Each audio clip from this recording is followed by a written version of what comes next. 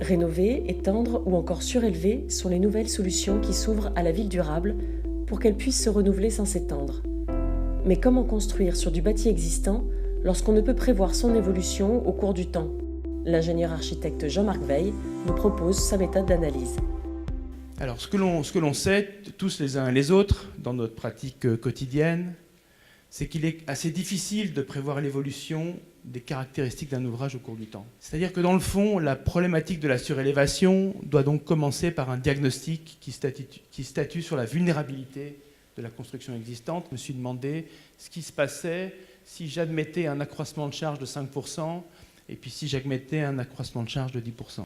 À partir de cela, établir une réserve de charge et jouer avec cette réserve de charge sur la base d'une manipulation de systèmes constructifs adaptés qui sont déduites de la filière dans laquelle on s'inscrit et puis du nombre de niveaux que l'on veut construire. On a défini un certain nombre de systèmes constructifs en se demandant quel était le poids au mètre carré, bien sûr des systèmes classiques de la filière minérale, mais de tous ces systèmes nouveaux qui apparaissent, comme les poutrelles ourdies avec les ourdis isolants, comme les bacs collaborants en béton allégé, ce qui nous permet de déduire, dans le fond, un certain nombre de poids propres disponibles.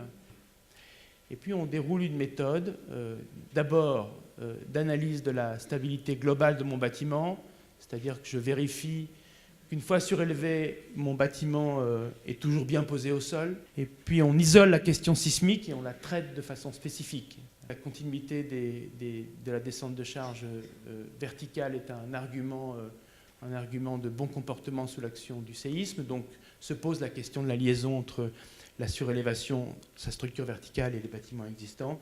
Et bien évidemment, on ne construit pas des bâtiments fermés, mais des bâtiments ouverts sur leur paysage ou la ville.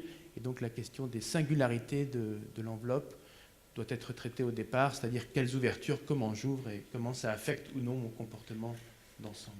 On peut essayer de partir de la résistance propre des matériaux. On a aujourd'hui des laboratoires qui peuvent donner des valeurs indicatives.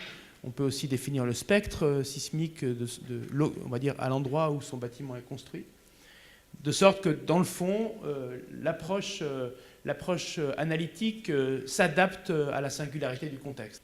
À partir de cela, on analyse les systèmes constructifs disponibles selon les deux typologies, avec un niveau ou deux niveaux de surélévation.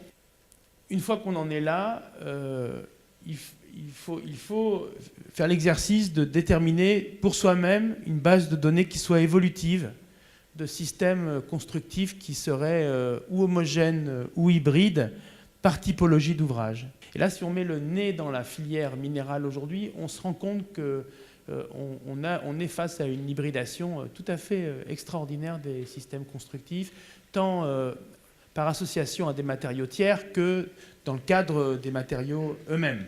On croise la réserve de charge avec des matériaux et des systèmes constructifs et on en déduit, dans le fond, une proposition technique et architecturale coordonnée. Et puis on se définit sa propre règle du jeu.